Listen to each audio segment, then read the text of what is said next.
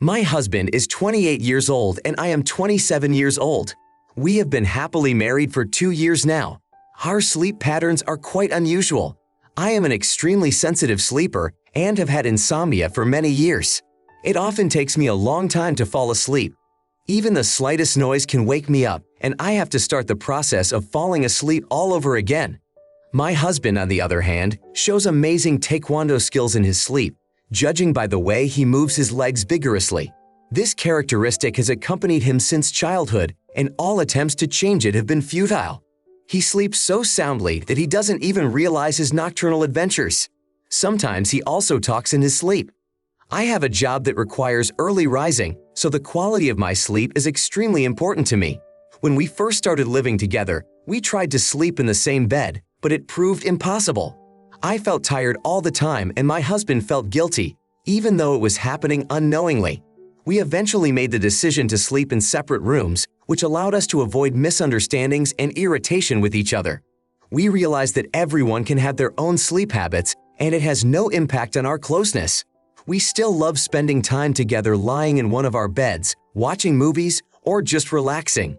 Sometimes we even fall asleep together, and I love it until I have to go to work in the morning. It may seem a little unusual, but this arrangement suits us perfectly. My older sister, Layla, who is 32, and her husband are going through a difficult period in their marriage. I thought about the situation Layla found herself in, whose husband she forgave for cheating on her.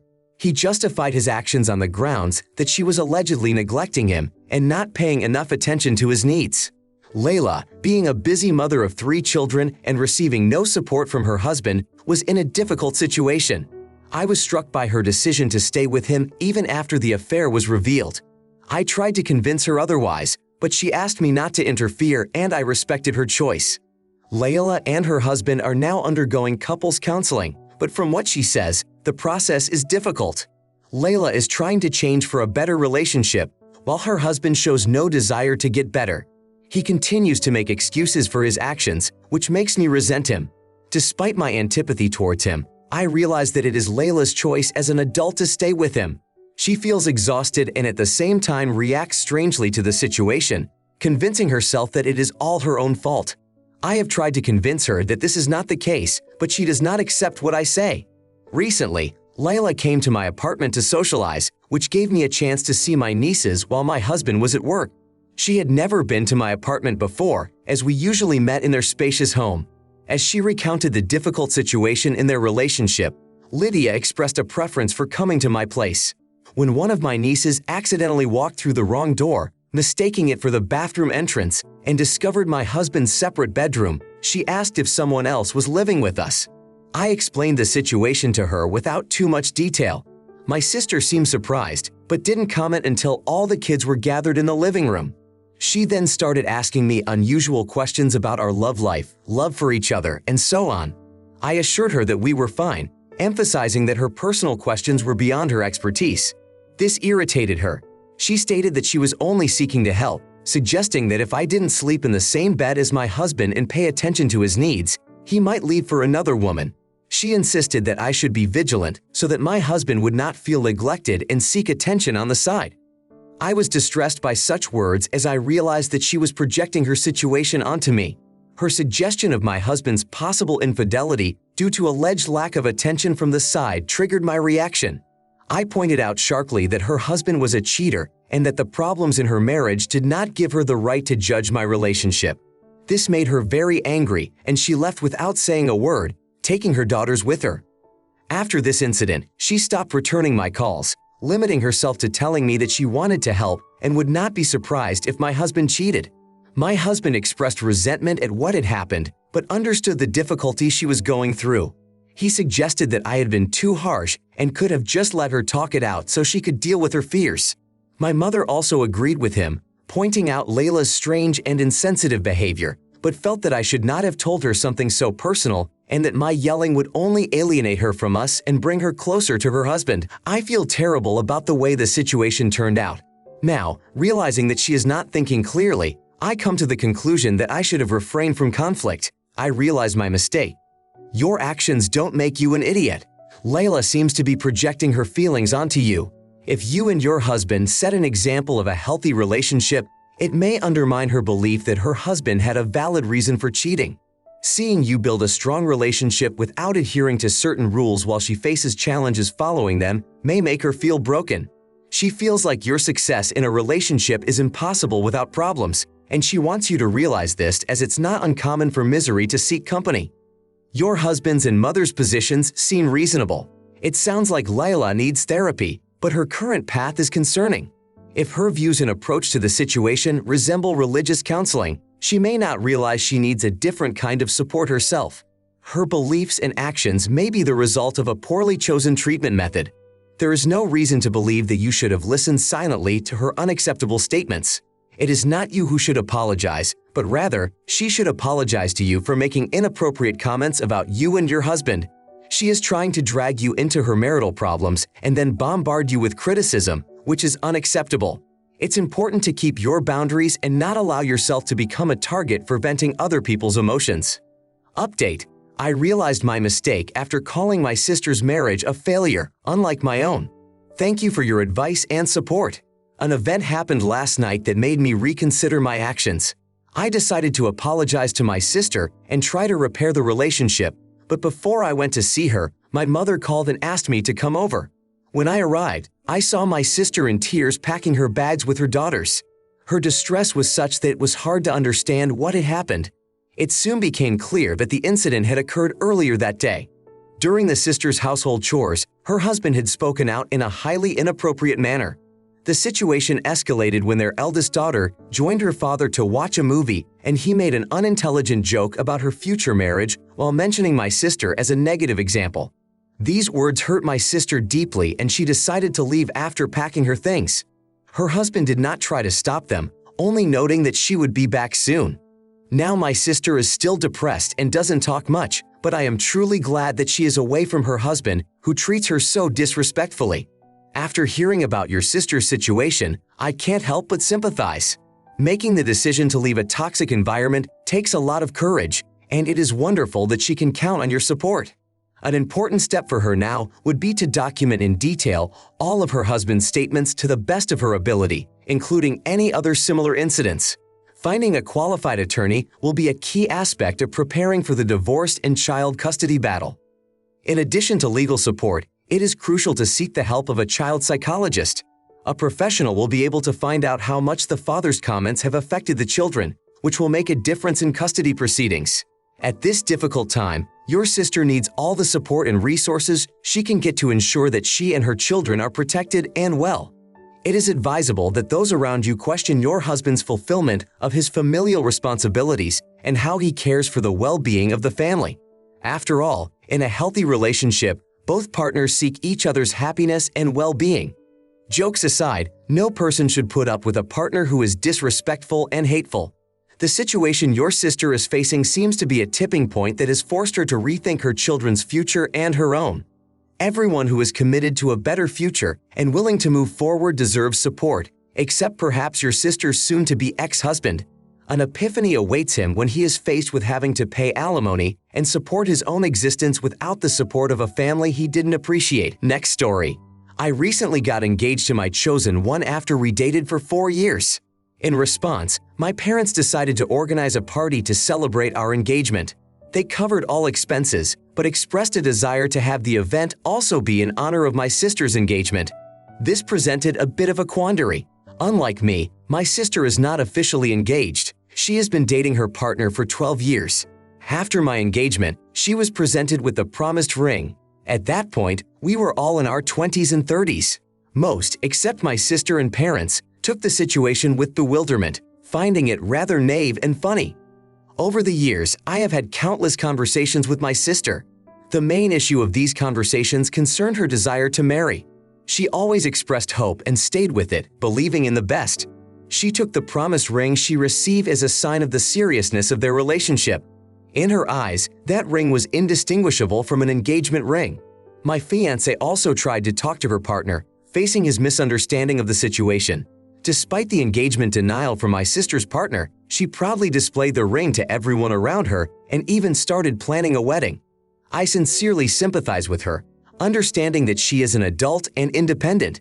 However, feeling obligated to take care of her so quickly and insistently seems unnecessary to me. It is important to me that my sister be a part of my life. I had hoped that my engagement party would be an event we could enjoy together. I'd rather not have a party than feel guilty about such awkwardness. On the other hand, my fiancé is willing to do anything as long as there is an opportunity for celebration. My parents criticize me for wanting to leave my sister out, calling me selfish. It's a promise ring and certainly not an engagement ring. She won't be left out. After all, it's not her celebration. Apparently, somewhere in here the story comes to an end where the white wedding dress awaits. Imagine a honeymoon where the parents apparently don't mind this development. It might be worth drawing a line in the sand and realizing that you need to act in a meaningful way. I cringe slightly when I hear that anyone over 17 gets a so-called promise ring. Clearly, there are more promises than real intentions. Perhaps this should be discussed with parents. What is their reaction when the guests start congratulating them on their daughter's engagement and her chosen one hurries to deny it? The situation is repeated when the next guest makes the same compliment. All of these assumptions only push the unwanted consequences, creating awkwardness for everyone. Your parents seem to see this as a good plan. You, your fiancé, and your sister will all be the centerpieces of the upcoming engagement. That said, her partner will stay home. It would seem that everything is set up so that your fiancé will marry both of you. What an unusual scenario. I wonder who would consider it a good idea. After all, you have to consider your sister's feelings. Guests will ask about her chosen one and ask to see the ring. Are her parents trying to embarrass her? Invite me to the event. I promise to be quiet, watching from a corner while enjoying a cold drink. It promises to be a real spectacle, although it's more of a disaster. But seriously, it's worth reconsidering and announcing my unwillingness to participate. My fiancé doesn't care. He's far from any drama and prefers to stay out of it. However, it should be remembered that inaction can lead to the most unexpected and undesirable consequences. Now I want to tell a different story. This summer I was able to purchase a house. It was just before Thanksgiving weekend. I had invited my mom, my brothers Bill and Dave's wife, Yvonne, over to celebrate with my family. The holiday dinner was in progress when suddenly Dave approached Yvonne to announce that he wanted a divorce. His words came as a shock to Yvonne. Dave admitted that he had long held back his feelings, but was no longer able to do so. About the reasons for the divorce, opinions differed. Yvonne believes that Dave should have followed her, while Dave explains his decision by the realization of his own homosexuality. I personally believe that the Thanksgiving holiday dinner is not the appropriate time for such announcements. Dave, for his part, thinks I'm being overly sensitive about my displeasure, reasoning that this is the first time for me to organize such a celebration. Yvonne left the dinner, leaving us in a tense atmosphere. After she left, Dave accused me of misunderstanding the situation and even being homophobic, for which he later apologized, but he did not apologize for accusing me of allegedly being a bad brother. I now seek the opinion of those who did not witness these events and were not emotionally involved. I am wondering if I was wrong to express to Dave that Thanksgiving was not a good time to announce a divorce. Was I angry at him without justification? It's worth adding that no one in our family has a prejudice against Dave because of his homosexuality. You haven't shown any stupidity. However, Dave's action is perplexing. Uttering words of divorce in front of the entire family while on vacation seems highly inappropriate.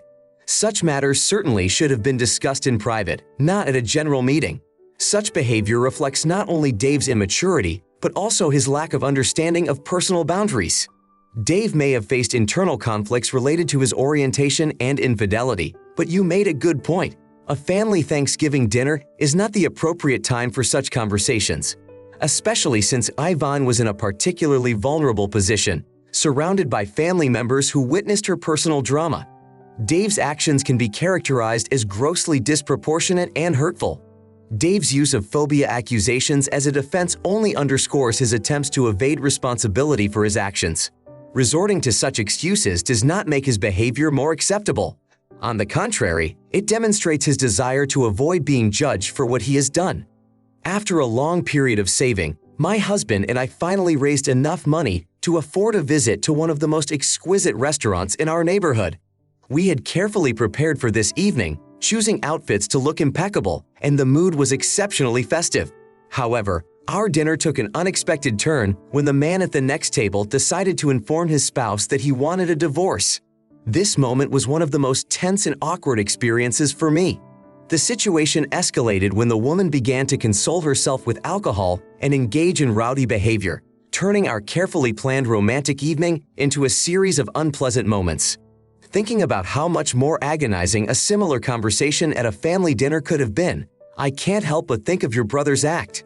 Apparently, some people do have the ability to lower the bar of expectations to a critically low level, surprising those around them with their ability to surpass their own anti-records.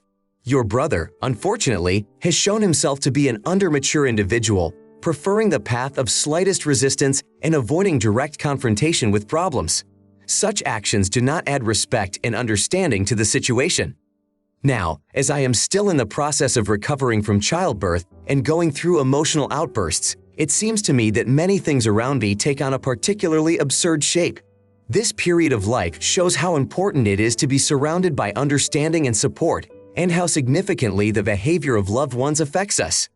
My next story. My chosen one and I had already spent several years together when we decided to tie ourselves by the bonds of marriage. Before we met, I already had children, with whom he found a common language and managed to build a warm relationship. After living in the last rented apartment for 5 years, we discovered that we were expecting a child. Not long after this happy news, my fiancé set about building our first home together. Due to permitting issues, the process was delayed. As a result, we were about 2 months away from completion. Unfortunately, it was during this time that our lease expired. Attempts to switch to a monthly payment were rebuffed by the landlord who wanted to make repairs. This forced us to look for temporary accommodation, and we opted for an extended stay hotel. Our stay here stretched for 2 months. In such conditions, we welcomed the birth of our child. Initially, my fiancé insisted on a minimum number of things in the room to facilitate the future move. Thus, for the first 3 weeks, we made do with only the essentials: clothes and tablets for the children. However, as time went on, he began to bring more of his belongings: music equipment, instruments, computer supplies, which greatly limited our space. Despite the increase in his personal belongings, my fiancé was still against bringing in additional items for the kids, which caused boredom and frustration. With great difficulty, I managed to convince him to allow the kids to use the Xbox in VR, although he resisted and repeatedly expressed his displeasure with it. Despite the temporary permission, he soon took the devices away again, arguing that he wanted to avoid arguments between the children. Finally, I expressed my displeasure to him, pointing out the selfishness and hypocrisy of his actions, because while he allowed himself to have fun, the children were neglected. In response, he tried to justify himself by claiming that his entertainment did not cause conflict, unlike the children's play. This accusation against me, in his opinion, was meant to make me feel guilty for the disagreement taking place, although in reality the whole situation only caused me to feel frustrated with his behavior. This situation presents a challenge to each of you, not just for you, but for him as well. As an adult, he should realize that children can show anxiety if they experience boredom for long periods of time. It is important not to let his passive-aggressive remarks mislead you. You, along with your children, deserve to be in a place where you can get both entertainment and peace of mind. Your fiancé's behavior seems unacceptable. You deserve better. You wonder why you chose to tie your life to this type who is a musician. You should not blame yourself. It is not your fault. Your fiancé shows excessive control over the children. Although he is your chosen one, that does not give him the right to interfere in your life and the lives of your children in this manner. His behavior probably seems unacceptable towards your children, and he may not even realize that they are strangers to him for the time being. Now that you are together in a confined space, you can see that the situation may escalate as your child grows older.